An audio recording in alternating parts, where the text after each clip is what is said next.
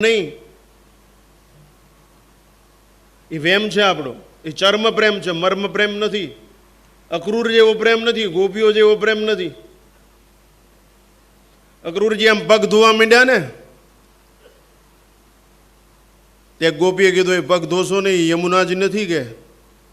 અક્રૂરજીને ગોપીઓ કીધું તમે એ પગ ધોશો નહીં, યમુનાજી નથી. તો કે ગોપીઓની આંખના આંસુનો પ્રવાહ છે, તમે એમાં પગ ન ધોશો. પછી કે આ ઓલું ખોયું ખાલી ઘોડિયાને હિંચકો નાખતા ને કે આમાં કૃષ્ણ બાલકૃષ્ણ ક્યાં કાંઈ હોતો છે. બાપુ ગોપીઓએ કીધું તમારી દ્રષ્ટિ જ ક્યાં છે, કૃષ્ણ ગયો જ નથી. છે આપણી તાકાત? લોકોએ ઈશ્વરને અંદર પચાવવો પડશે, અંદર પચાવવો પડશે. નરસિંહ પચાવી શકે, મીરા, જ્ઞાનેશ્વર, તુકારામ, એકનાથ, ભગતસિંહ, ચંદ્રશેખર આઝાદ રાષ્ટ્રને બચાવી શકે. અરે અહીંયા ડોક્ટર બુચ સાહેબ રામ રાજેન્દ્રસિંહ હોસ્પિટલની અંદર મેં જોયેલું બચપનની અંદર, એ 6.5 ફૂટનો મોટો માણસ નાગર બ્રાહ્મણ, એને દર્દીઓને અંદર પચાવેલા. બાપુ આટલો સુંદર ડોક્ટર. બાલકૃષ્ણદાસ બાપુ ગમે એટલી અઘરી વાત હોય ને એને રમૂજમાં સરળ વાત કરી નાખે, આટલી કાબેલિયત હતી. મારો પરમ મિત્ર, આત્મીય.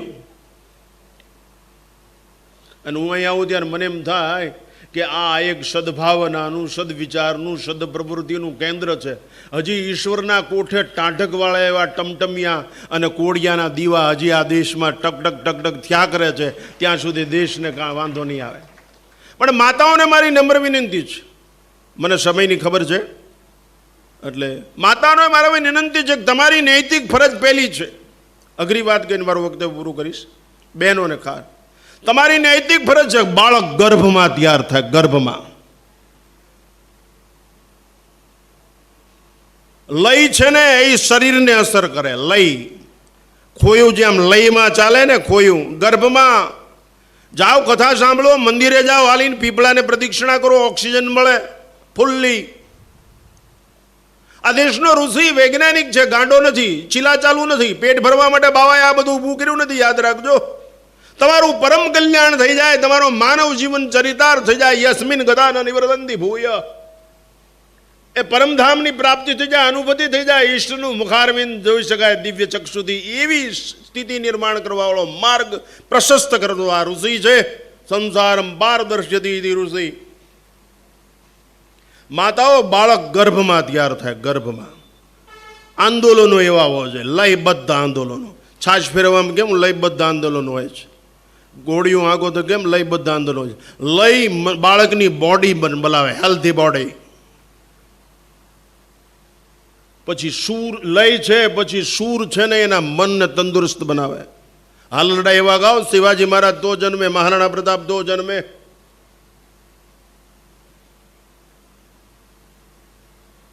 એ બનાવો, તમે કરો આ લય, સૂર. પછી સ્પંદનો એમાંથી જે જાગે, એમાંથી જે કંપારી ધ્રુજારી જાગૃત થાય. મંદિરોના ઘુમ્મટમાં આપણા આમાં જે ગુંભારી થાય, એ આખા આ કાર્યને કંટ્રોલિંગ કરે. આવું જબરજસ્ત સાયન્સ છે. એટલા માટે બાળક ગર્ભમાં હોય, પુષ્પન સંસ્કાર ત્યારથી જ, હાલરડા ગાઓ ત્યારથી, ધવરાઓ નવરાઓ ખવરાઓ ત્યારથી, લયબદ્ધ, સૂરબદ્ધ અને સ્પંદનો ઉત્પન્ન થાય. એવી રીતે કથા સંભળાવો, કીર્તન ગાઓ. સારા હમણાં ગાયા ને બધા કીર્તન, એવા ગાઓ. પ્રાર્થના બોલો, ધોળ ગાઓ. આ બધું ગાંડપણ નથી, યાદ રાખજો. આ સર્જન માટે જવાબદાર છે. તમારું બાળક મૌલિક તાકાતવાળું, નૈતિક તાકાતવાળું બનશે. આ ધર્મ ગેલછા નથી, આ એક પ્રકારનું બંધારણ છે. એવી ખુમારી આવશે ને એનામાં બીમારી ઘરશે જ નહીં. એવી સાદગી આવશે ને એના જીવનની તાજગી બની રહેશે. માંદગી નજીક જ નહીં આવે, ગંદકી એને હટશે જ નહીં. ચાહે વેરી સબ સંસાર બને, ચાહે જીવન મુझ પર ભાર બને, ચાહે મોત ગલે કા હાર બને, રહે ધ્યાન તુમારે ચરણો મેં. આવું બાળકની માનસિકતા ઊભી થઈ જાય. આ તો અત્યારે 10 રૂપિયા આપીને કીધું તે પેલી રણછોડબેનની શેરીમાં દૂર લે કૂતર્યા કરે. અરે મરી જાળા આવા બધા ગલુડિયા છે, આવી નિર્માલ્ય પ્રજા. પણ એનું કારણ છે ખાવાનું ખોટું, જોવાનું ખોટું, ફરવાનું ખોટું.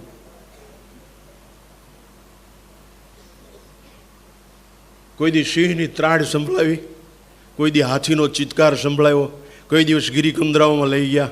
આ તો અગાઉથી બુક રૂમ કરાવી લે 5 સ્ટારમાં ફલાણા ડોગળા. યાદ રાખજો, આ પ્રજા આ દેશના ઇતિહાસને, હિસ્ટ્રી રિપીટ ઇટ સેલ્ફ, એ આ દેશના ઇતિહાસને પુનરાવર્તિત નહીં કરી શકે. સર અજીતસિંહજીને એક બ્રાહ્મણ ઘણી વળી આમ લોખંડનો ટુકડો અડાડતો, લીમડી નરેશ, લીમડી મહારાજાને આમ લોખંડનો ટુકડો અડાડ. મહારાજા કે શું છે? દિવાનને કે આ કેમ આમ કરે છે? તો કે કેમ છે? તો કે હું બ્રાહ્મણ છું, મારે 4 દીકરીઓ છે, એના લગ્ન કરવા છે, અને મેં એવું સાંભળ્યું છે કે આપણા મહારાજા છે ને એ પારસમણી છે, એટલે હું આ લોખંડનો ટુકડો લઈને આવ્યો, એટલે હું તમને અડાડ કરું છું. કે દિવાન સાહેબ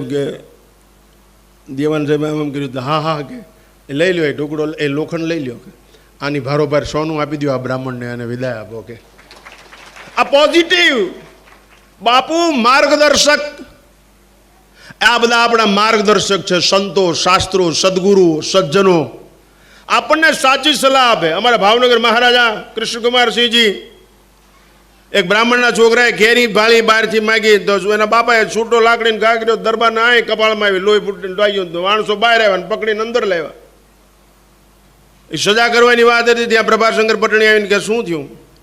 એ કે અરે કે નામદાર સાહેબ, એક લાકડીનો ઘા કર્યો તો આંબાએ 5-10 કેરી આપી, તમે તો 1800 પાદરના ધણી છો, આ બ્રાહ્મણના દીકરાને તમે શું આપો છો? તો કે ગામ કૃષ્ણાર્પણ. કલ્પના કરો. એટલા માટે આપ સર્વને વિનંતી કે પહેલાં મેં કીધું એમ, બિનુ સત્સંગન હોય વિવેકતા બિન મોહ ન જાય. મોહ નહીં જાય ત્યાં સુધી મોહ, ઈશ્વરમાં મોહ કેળવો તો પ્રેમ કહેવાશે, બાકી જગતના નાશવંત પદાર્થોમાં પ્રેમ કેળવો જોઈએ તો એ મોહ કહેવાશે. ચલિત થઈ જશું આપણે, વિચલિત થઈ જશું. તો ચિત્તને સ્થિર કરવા માટે, આ કથિરને હીર કરવા માટે સત્સંગ રામબાણ ઇલાજ છે. સત્સંગથી જ આપણું જીવન ધન્ય મંગલમય બને. અને હકારાત્મક વિચારધારાઓ, મંત્ર જાપથી આપણે હકારાત્મક વિચારધારાઓ, લોહી શુદ્ધ થાય, ચિત્ત શુદ્ધ થાય, પ્રાણ શુદ્ધ થાય, અને ધીરે ધીરે આપણે ઈશ્વરના દ્વાર સુધી પહોંચી જઈએ. તો આ કથા લાલદાસ બાપુ સાંભળે. છેલ્લે એક દ્રષ્ટાંત આપી મારું વક્તવ્ય સમાપ્ત કરું. આપની વચ્ચે દરજા લઈશ. આપ બધા ખૂબ પ્રેમથી કથા સાંભળો. ભાગવત એ ભક્તિ, જ્ઞાન, વૈરાગ્ય અને તિતિક્ષાનો ગ્રંથ છે. ભણવા, ગણવા, વણવા અને તરવાનો ગ્રંથ છે. વેદ વ્યાજે ઉત્તરાવસ્થામાં 2 બોર ખાઈને આ લખેલો ગ્રંથ છે. પરમહંસોની સંહિતા છે. તમે વિચાર કરો, આ દેશના ઋષિમાં કેટલી તાકાત હશે. સુખદેવજી પરીક્ષિત રાજાને એમ કે હું જાઉં પછી જ તક્ષક આવશે, હું બેઠો હોઈશ ત્યાં સુધી તક્ષક નહીં આવે. બાપુ, આ દેશનો ઋષિ કહી શકે કે હું બેઠો ત્યાં સુધી કાળ નહીં આવે. જો આપણા જીવનની અંદર આ શાસ્ત્રના વિચારો હોય તો કાળ શું આવે? આપણે મહાકાલના શરણે છે. આવું અદ્ભુત ચરિત્ર, કૃષ્ણ ચરિત્ર. ફરી આપની પાસે સંન્યાસી તરીકે મારી છેલ્લી રજૂઆત અને દ્રષ્ટા. રામ અને કૃષ્ણ લોહીમાં જીનેટિક સેલના રૂપે જ્યાં સુધી નહીં વહે ત્યાં સુધી તમે સલામત નથી. આ નગ્ન સત્ય કોઈ દિવસ ભૂલશો નહીં. રામ જો હશે લોહીમાં તો ઋષિ સંસ્કૃતિ બચશે, અને કૃષ્ણ જો લોહીમાં હશે તો કૃષિ સંસ્કૃતિ બચશે. આ દેશમાં 2 જ સંસ્કૃતિ છે. ઋષિ સંસ્કૃતિ એટલે દિવ્ય વિચારધારાની પરંપરા, સદાચારનું દિવ્ય દર્શન. કૃષિ સંસ્કૃતિ એટલે કર્ષ એટલે ખેંચવું, બીમાંથી સ્વભાવ અંકુરિત થવું. સહજ બીનો સહજ સ્વભાવ છે અંકુરિત થવું, એ કૃષિ સંસ્કૃતિ છે કે બી વાવો તો ખેંચે. એમાં સદવિચારો તમારામાં હોય. તો છેલ્લે નાનું એવું દ્રષ્ટાંત આપી મારું વક્તવ્ય સમાપ્ત કરું. સત્તા અને સંપત્તિ નકામા નથી, હું એનો વિરોધી નથી, પણ સંસ્કાર સર્વોપરી છે, એ વાતનું દ્રષ્ટાંત કરીને મારું વક્તવ્ય સમાપ્ત કરું. એકવાર પોહ મહિનાની કાતિલ ઠંડી, એક હંસ સવારમાં પાણી પીવે. હંસ, ઘોડું, સિંહ, કબૂતર આ બધા સવારમાં પાણી પીવે. અનુભવ બોલે છે. હંસ પાણીમાં જતું, એને પાણી પીવાની તૈયારી કરીને તો એની નજર ગઈ પોહ મહિનાની ટાઈટ પુણ્યમ. એક ઉંદર પડી ગયેલો પાણીમાં, ઘોલું વળી ગયેલો ટાઈટના કારણે.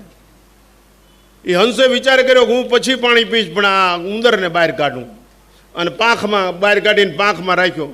એ 10 મિનિટ થઈને તો હંસની પાંખ નીકળી ગઈ, નોખી થઈ ગઈ.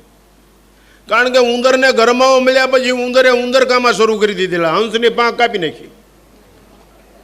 તો પાંખ હેઠી પડીને તો ઉંદર તો એ ખાડામાં હરિહર કરતો જ તે. હંસની આંખમાં આંસુ આવી ગયા. લાલદા બાપુ જેવા કોક સંત સામે બેઠા છે. ચુમા એ ચुमा है बेटा, हंस तुझे पता नहीं था, तूने गलती कर दी और अब रो रहा है. तो कि बाबू आपने एम क्यों नहीं क्यों अनाधिकार ज्येष्ठा न कुर्यात. तो बोलूँ कि बोल बोल. तो गुरुजी મારી આંખમાં આંસુ છે ને એ મારી પાંખ જતી રહે એ માટે નથી. તો હું મારી બાના પેટમાં હતું ને, હંસલીના પેટમાં, ત્યારે મારી બા હંસલી સતત એમ કહેતા કરતી ગર્ભમાં કે બેટા આપણે હંસ છીએ, આપણું ઓળખાણ વિવેક છે. બેટા હંસ, આપણે હંસ છીએ, આપણી ઓળખાણ વિવેક છે. આ મેં મારી તરસને ગૌણ ગણી અને આના જીવનને પ્રધાનતા આપી. આ વિવેક દેખાડ્યો મેં અને એને બહાર કાઢીને બચાવ્યું. મારી પાંખ ભલે જતી રહી પણ મારી બાના સંસ્કારને જીવંત રાખી શક્યું ને, એના હર્ષના આંસુ છે મને. ત્યારે મહાત્મા એટલું જ બોલ્યા, બેટા હંસ, તું પરમહંસ થઈ જઈશ. એ ચુઆ ચુઆઈ રહેગા, કર્મ પ્રધાન વિશ્વ કરી રાખા, જો જસ કરાઈ તસપલ ચાખા. એટલા માટે ઉંદર ઉંદર જ રહ્યો, ઓલો હંસમાંથી પરમહંસ થઈ ગયો. તો આ કથા મનુષ્યને હંસમાંથી પરમહંસ કરવાવાળી, ચરિતાર્થ કરવાવાળી, વિવેક અને સંસ્કારની, ભક્તિ જ્ઞાન વૈરાગ્યની, તિતિક્ષાની આ કથા છે. બહેનોએ ખાસ આ કથાને જીવનની અંદર આત્મસાત કરી. ફરી ભીખ માગું.